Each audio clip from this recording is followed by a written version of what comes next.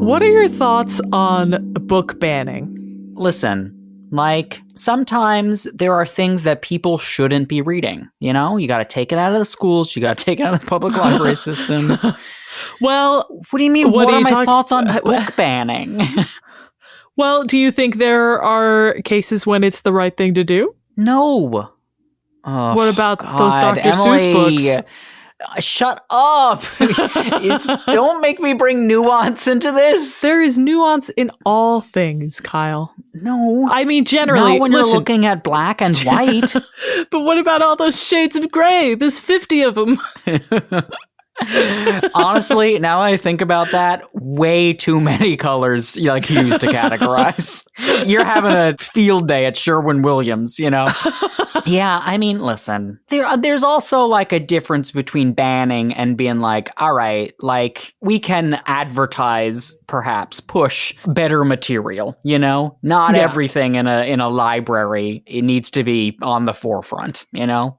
And so maybe, you know, some other Dr. Seuss books might be better to present to kids first than the ones with racist depictions of Asians, you know? So you're saying like you wouldn't want to take them out of the collection completely? Yeah, or like it's all contextual, you know? So maybe it's like, maybe these aren't meant for kids anymore, you know, 50 years later. Maybe these are just meant as like research tools. Yeah. Yeah. You know, for adults to read, you know? And then if an adult wants to take it out from the adult section and read it to, you know, give it to their kid to read, then like, fine, that's their prerogative. But maybe it's not something that for a kid to choose, you know, because they don't. It also gets dicey when you bring kids into it, you know, because it's like, do they have? Because then it's like individual parenting. Yeah. Well, thanks for that, Kyle. I'll take these notes to the collection development meeting. Let's start the episode. Yeah. What I want you to get from this is, I love Dr. Seuss and all his flaws. Welcome to Butter No Parsnips. Every week on Butter No Parsnips, your hosts Emily Moyers and Kyle Imperator take you on an adventure through the weird, wacky, wonderful, and sometimes even wicked world of one wayside word. Strange characters, delightful bits, and general joyousness abound. Join them as they test each other's etymological expertise.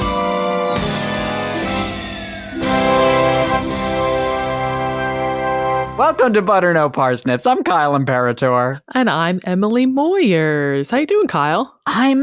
You ready? You know, now I'm like all like philosophical. I'm like all educational. I'm all interstitial.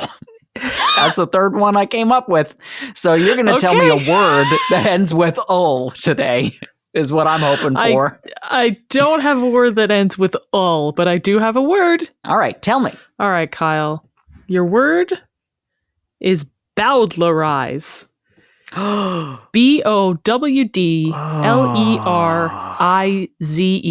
or SE, depending on whether you're in America or the UK. Emily, I've heard this word so many times, and every time I've looked it up, and every time I've forgotten what it means. And I feel like I've got a gist of what I want it to mean, and I don't know if it's right. So I'm gonna ask a lot of questions here, right? A lot of questions. Does this come from slang? I guess you could say it came from slang, but there's a more precise word origin. Is it eponymous? It is eponymous, Kyle. It is, isn't it? Something or someone out there was named Bowdler. Yes. I want my hint now, please. Okay. The hint that I have for you is fig leaf, hyphenated. So it's one word. Wow. What a real stretch there. Fig leaf. Well, I saw it written as hyphenated when I was researching for this word. So. Oh, I know what this means. You do? I bet you do. I know what this means. Emily, does bowdlerize mean to censor? Yeah, basically. Bowdlerize means to remove or alter those parts of a text considered offensive, vulgar, or otherwise unseemly. And it is, as you correctly guessed, an eponym derived from the name Thomas Bowdler. Do you want to guess what he did, Kyle? Yeah, I mean, I'm gonna guess he was involved in censorship. His main claim to fame is publishing a book called The Family Shakespeare, a collection of Shakespeare plays heavily edited for unseemliness by him and more so his sister, Henrietta Maria Bowdler. It's interesting they did it together. Well, let's start with Thomas. Oh, yeah, please. So Thomas Bowdler spent his early adult life actually studying as a physician. He graduated in 1776 with a thesis on intermittent fevers, and he spent the next 4 years traveling Europe. 1776. Sorry, that is so far back. Yes, this is a 19th century word. We'll get there. Yeah, so Thomas spent some years traveling Europe, studying fevers, but then he caught a fever from someone who was dying. I assume he recovered because he lived another 40 years after that, but he did immediately lose any desire to practice medicine. I mean, yeah, I would too. Took a hard left turn out of that profession. Oh, wait, you can die doing this thing? No thanks. He's like, that was awful. I'm never going back. Literally, he came home and they were like, hey, we've got all these like scholarly honors for you. And he was like, yeah, thanks. Bye. So he took his life in a different direction and began devoting himself to charitable causes and social issues. For example, prison reform was one that a couple articles called out. Oh, I mean, that's great. That's noble. It is. And in that way, he was very much a product of his time. The late 1700s through the 1800s saw a big movement towards morality across all social classes. But I think particularly it was like very in style for aristocrats to be sort of socially conscious. We were actually talking about this in a recent Patreon episode. Kyle, do you want to give like the cliff notes of the conversation we had about like the cultural zeitgeist of the 1800s? I mean, there was a big social reform movement, especially in England, where people were like, hey, maybe all these things that we've been doing for centuries isn't fair to like children and the poor and like people who don't need to be accused of crimes they didn't commit or, you know, all these things. And so like it influenced like culture and science and religion. And it was like a very big movement. Yeah, wide-ranging movement. Yeah, so a lot of like social causes gained traction during that time. You know, prison reform. Charles Kingsley. The way we treat children and the poor, and I saw animal welfare on the list. Yeah, also, the British abolitionist movement was around that time. That's to abolish England, right? Yeah, to abolish England. Of course, none of these were really a straight line to success. For example, there was a decent period of time when, like, sure, buying and selling slaves in the British Empire was illegal, but overseas was like totally fair game. Yeah. So, you know, and also on the subject of their shortcomings, homosexuality was still illegal and often abhorred during this time, as was prostitution. I can see things haven't changed. Yes, but I think those things sort of missed the social reform because this morality movement was for many people about religious morality. Oh, yeah, sure. And that brings us to Henrietta Bowdler, the sister. Henrietta, following in the footsteps of her mother, Elizabeth Bowdler, was a religious author. However, like many women of the time, and also today, she found success by not publishing under her own name. Sure. So she wrote a collection of sermons on the doctrines and duties of Christianity, but she published it anonymously, and it was very popular. It had close to 50 editions. And like a high-ranking bishop in the Church of England read it and was like, whatever clergyman wrote this is good by me. So and then she was like, it was me. And he was like, ugh. Oh, God, I feel like I gotta take a shower. A woman wrote it. I'm resigning from my post. Yes, and so she wrote or edited The Family Shakespeare herself and published it anonymously as well, and basically got no reaction at all. And then later, her brother Thomas sort of took over the project and slapped his name on it, and then it got loads of attention. I mean, with a respected and revered physician such as Thomas Bowdler. That's right. On the title page, you know. I also have a quote here about Henrietta from a man. His name doesn't matter, but also his name is fantastic. It's Gilbert Elliot Murray Kinnenman, 1st Earl of Minto. It is a great name. It's a great name. I read that name to Kyle out of context the other day because I read it and needed to get it out immediately. It was like a spell. She had to speak his name into existence. The incantation, yes. Say it 2 more times and he'll show up like Beetlejuice. That's right. But this man, I guess he and Henrietta must have been talking about operas, and he said about Henrietta, quote, "She said she never looked at the dancers, but always kept her eyes shut the whole time. And when I asked her why, she said it was so indelicate she could not bear to look." Christ. Get with the times, lady. Well, in that vein, Henrietta is also very much a product of her time because this era saw a big emphasis on decency. Oh. Yes. There was a big idea, you know, this is like the time when if a man saw a woman's ankle, it was like, you know? Yes. That makes sense. Yeah, they were covered tip to toe. Huh? Tip to toe. So Henrietta, certainly not the first to amend a work for decency. Before that kind of work was called bowdlerizing, it was called expurgation. Kyle's swooning. He's in love with that word, I can tell. I'm in loathe with that word. Expurgation. If I say expurgation, does that make the root a little more obvious? Well, I was just going to say, I feel like I read that word a lot when I was reading about the 4 humors. Yeah, well, and also you take a medication for expurgation. Yeah, but it's like, it's only like twice a day, you know? And if I don't take it, I turn into the expurge. The expurge, retired. The expurge, yeah. Yes, but that comes from the same Latin root from which we get the word purge, and it basically means to remove what is objectionable from a work of art. Works that have been expurgated are also sometimes satirically known as fig leaf editions. Oh, because like Adam and Eve. Yes, in reference to the common expurgation of classical statues and paintings of covering the genitals of nude figures using fig leaves. I mean, that's cute, at least. Yeah, it's a cute way to do it, for sure. Yeah. Kyle, can you think of some modern examples of expurgating? Fig leafing, bowdlerizing?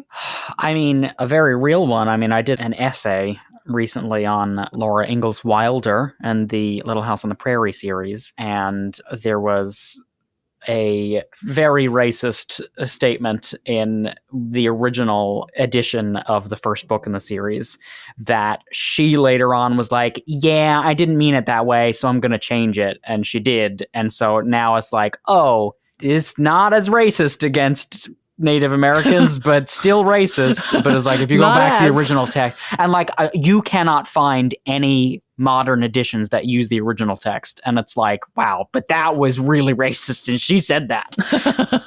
Sure. I was thinking like a kind of everyday one is like radio versions of songs that have curses in them. Sure. Yeah. You know? Yeah. Like, forget you and forget her too. Literally the one I was going to bring up. Yeah, absolutely. Yes.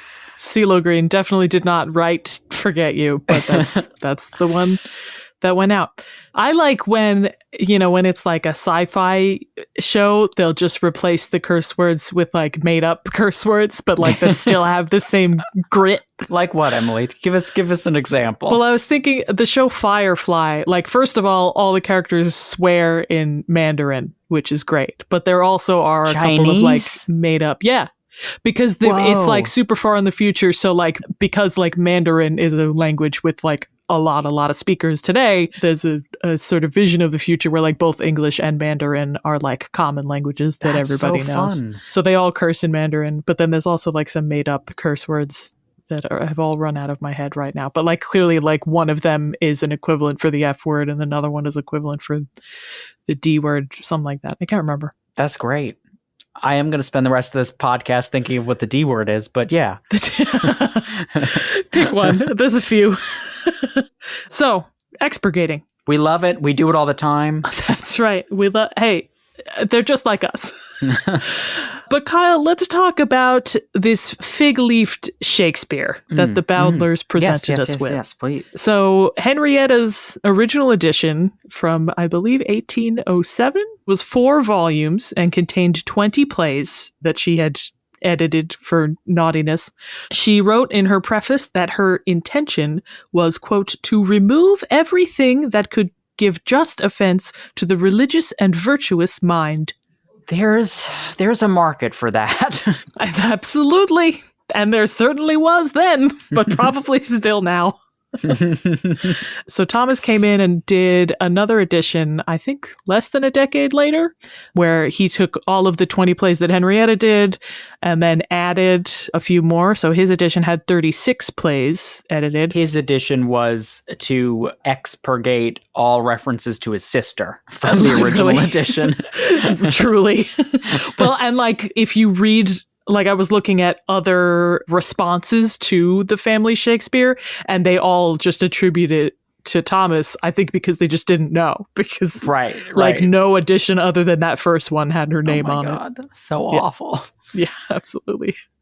But Thomas extended the title to be, quote, the family Shakespeare, in which nothing is added to the original text, but those words and expressions are omitted which cannot with propriety be read in a family.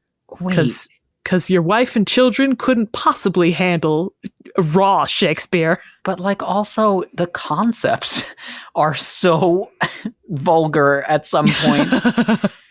Yeah. Wait. So do they just remove words and leave like blanks there? Do they replace them? I have so many questions. So there's different cases. Sometimes they changed lines. Sometimes they pulled lines or whole sections out wholesale. I mean, like 98% of Shakespeare is vulgar. Like it's just a different play at that point. You can get through a lot of Romeo and Juliet is about teens having premarital sex. It's true. Well, I mean, like the approval of a friar.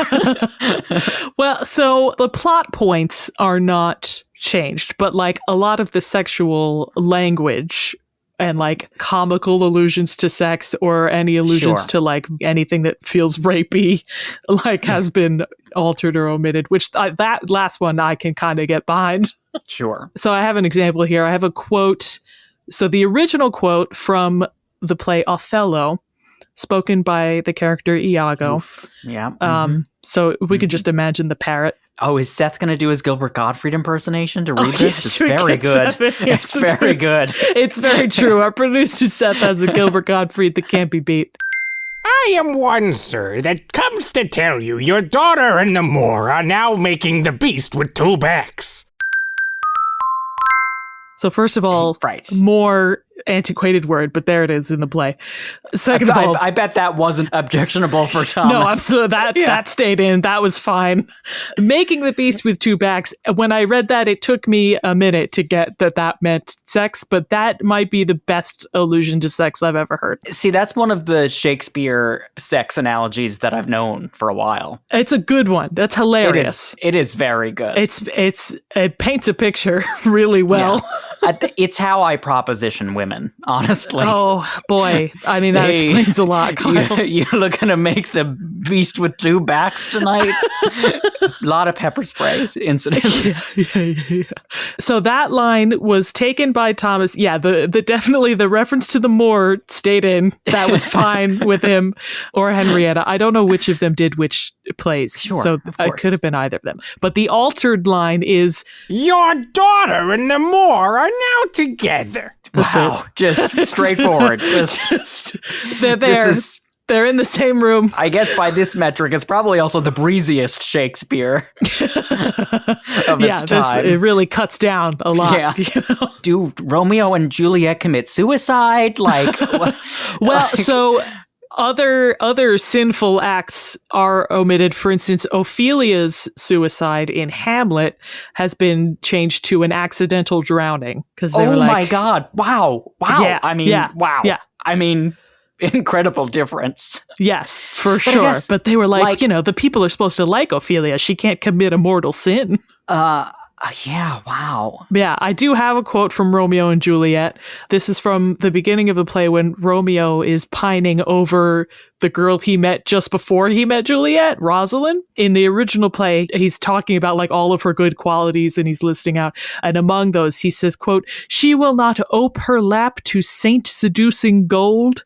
And that line is just gone. That's a good line, though. Shakespeare, he's pretty good. He's pretty good. He's pretty good, that guy. Yeah, but Bowdler said, not worth it. Taking it out. Nuh-uh. He probably said, I don't even know where to begin. I'm just lazy. Literally, one of the plays, Measure for Measure, Bowdler was like, there's so much going on in here. I don't even know how to approach it. So the first edition, I think it was Thomas's first edition that had Measure for Measure in it, but he was like, I'm going to borrow, someone else made a censored version of this play. I'm going to just use his because I don't even know where to begin. Wow. Wow. It can't get better than this. Later, he went back and did it himself. But in the first edition, he was like, I can't. Going back to Ophelia and her not killing herself, it makes me think. I did research in college about, there was a time where they wanted to write plays about Jesus. It was like medieval England, but they couldn't depict Jesus. Like, it was sinful to actually do a depiction of Jesus in the plays. So they were all analogies, like analogous for the story of Christ.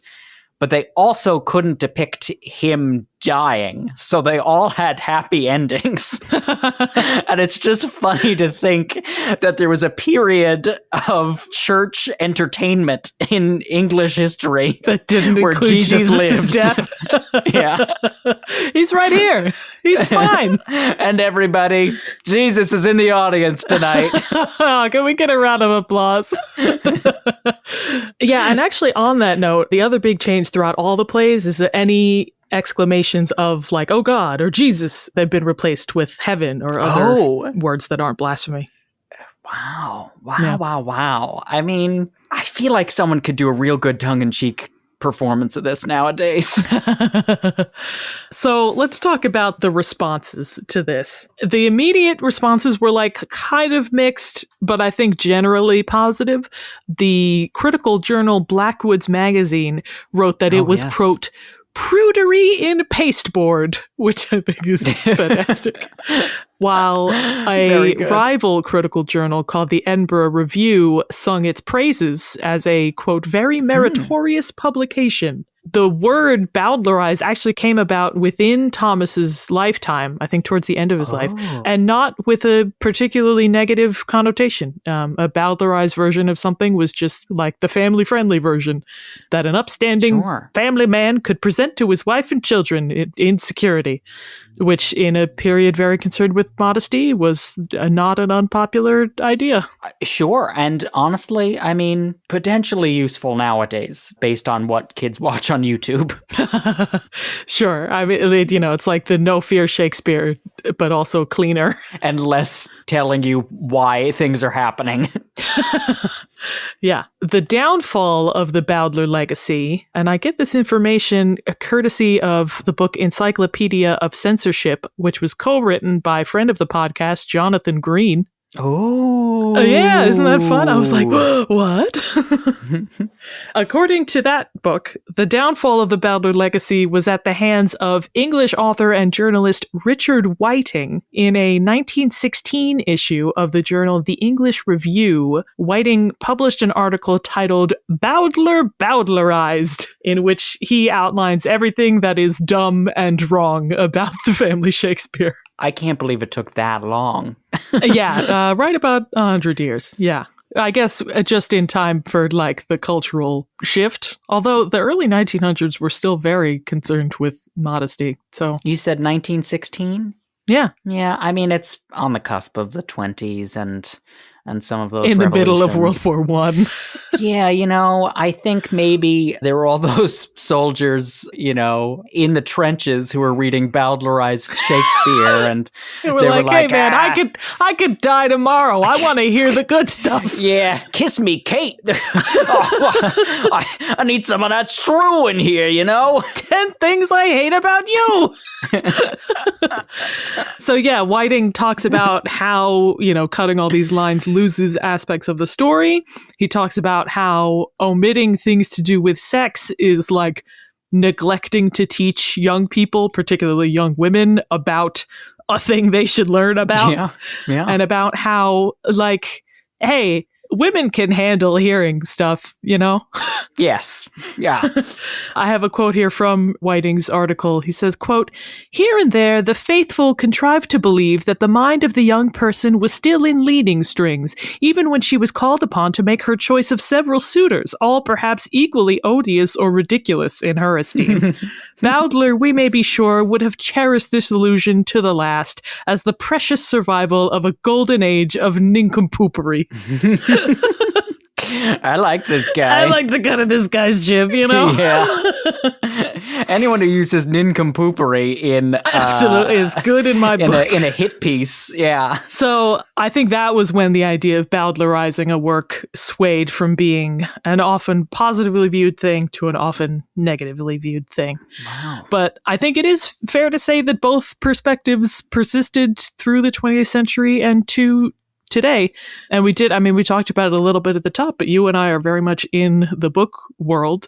Have you encountered this kind of censorship or had professional conversations about it? Yeah.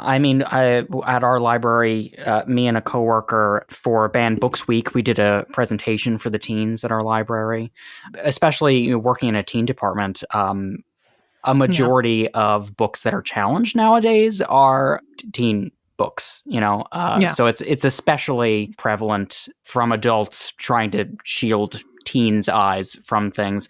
And honestly, in doing so, I would argue the same thing that Richard Whiting did argue about shielding women from things. Some of these things teens need to learn about, Yeah.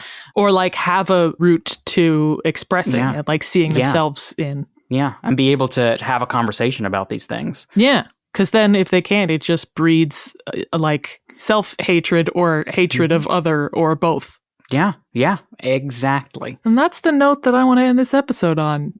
That self-hatred. That's bad. Yes. But maybe bowdlerizing should be seen as bad, is what you're saying. I think, yeah. Like we said at the top, sometimes there's a good reason to take a book off the shelf, but sex ain't one of them. Sex ain't one of them. Are you kidding me? 50 Shades of Grey, make it a board book. Kyle, that's Bowdlerize. Emily, I love it. This is a great word. So useful. Honestly used often in a lot of professional discourse. Absolutely. It's our field, really. Yeah. And it's good to have a background, a practical background for it, historical background. So thank you, Emily. Awesome. Do you think you can use it in a sentence? I think this is probably a pretty reachable one. Yeah, I think so. Let's see. Oftentimes, as an adult working with teens, I find that I need to pre-bowdlerize my sentences before they come out of my mouth. So true. Yeah.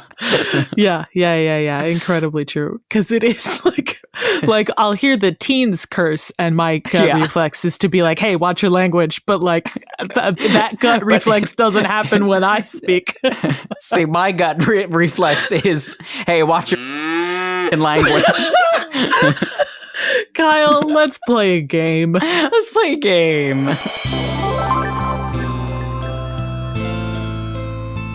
Kyle, the game I have for you is called The Taming of the Shakespeare. Oh my God, so good. You guys came up with that in 3 minutes. No, I came up with it about 6 seconds before we started recording. It's so good.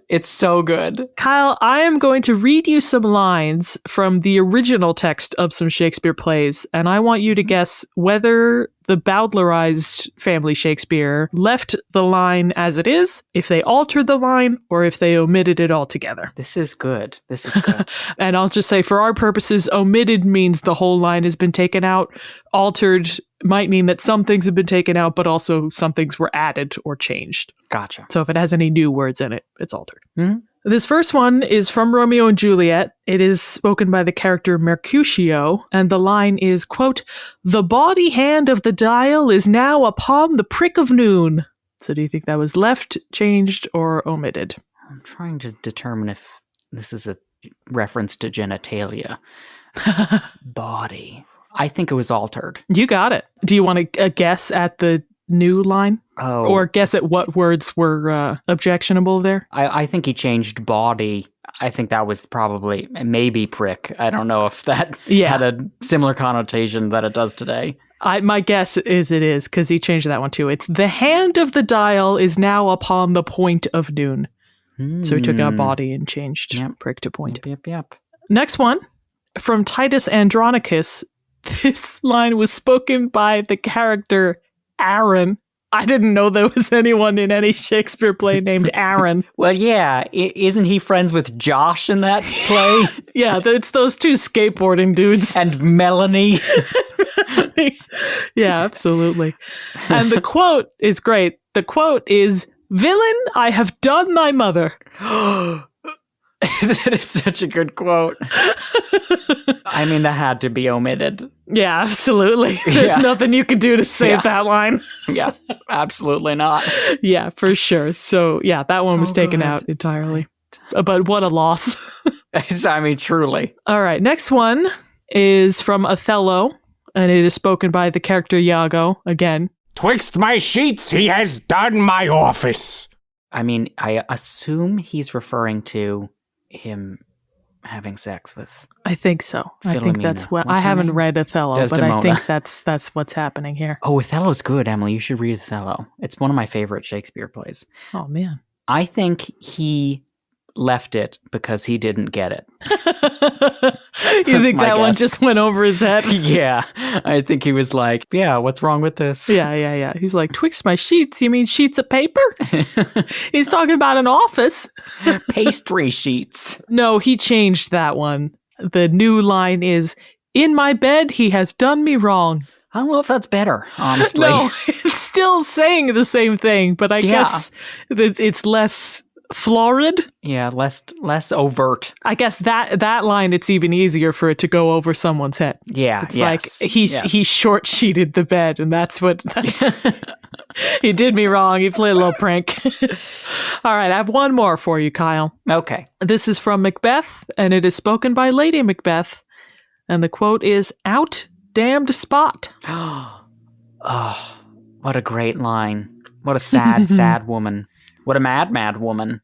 I think if he omitted it, then fie on him. You know, I hope he's I mean, she was smited. saying a lot of things in that scene. She was just sort of in the corner muttering to herself. So you could change it without damaging. What a classic line. What a classic for line. Sure. Out damned spot. She could have said something like, out blasted spot, or out wicked spot, or out I'll keep going like this. I want to say he changed it, but also that means that none of these answers have been he left it be. So I'll say he changed it. He left it be. Oh, God damn it. So he has often been accused of changing it to out crimson spot, but a different expurgated version of Shakespeare's works from later in the 1800s did that. Bowdler did not. Bowdler left it as is. I looked at the book in Internet Archives myself. Out crimson spot. That's pretty good though. That's a pretty good replacement. Yeah, it's not bad. It's better than what I came up with. Yeah, because it makes it clearer that she's talking about blood on her hands. Blood. Yeah. Wow, Emily. Yeah. Wow. I mean, when are we gonna do a Bowdler Shakespeare burlesque? You know, a burlesque. And for the top tier on our Patreon, the unbowdlerized edition. Yeah. You can listen to Buttered Parsnips. This is a really good segue. Remember, everybody, hey, you can find Butter No Parsnips on social media, on Facebook and Instagram at Butter No Parsnips Podcast, and on TikTok at Butter No Parsnips. And if you liked today's episode, consider giving us a 5-star rating or review wherever you heard us. And if you really like today's episode and you want to see some extra saucy content, consider donating. Consider donating to our Patreon at patreon.com/butternoparsnips. Donating $5 or more earns you a shout out either on social media or here on the podcast, and also other stuff too. Thanks so much to all of you. You help us make what we make. And with that, I've been Emily Moyers. And I've been Kyle Imperator, and this has been Butter No Parsnips. And you can bleep butter to end the episode. I think he's going to just leave that and you saying that.